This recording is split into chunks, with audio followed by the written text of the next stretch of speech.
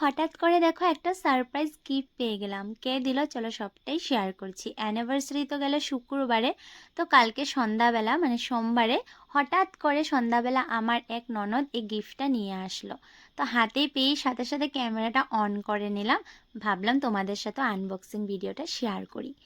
তো যে আমাকে যে মেহেন্দি লাগিয়েছিল পায়েল, ও এই গিফটটা দিল আমাদেরকে অ্যানিভার্সারি উপলক্ষে। আমি ওকে খুব গালি দিচ্ছিলাম, কেন হঠাৎ করে তুমি এসব করছো, কেন টাকা ওয়েস্ট করছো। তো আমাকে বলছে বৌদি আমি তো তোমাকে ভালোবেসে গিফটটা দিয়েছি। তো যাই হোক, গিফটটা যখন দিয়ে দিয়েছে কিছু করার আছে বলো। অ্যানিভার্সারি পরের দিনও নিজের হাতে কেক বানিয়ে দিয়েছিল, সেটা আমি ফেসবুকে পোস্টও করেছিলাম। ওয়াও,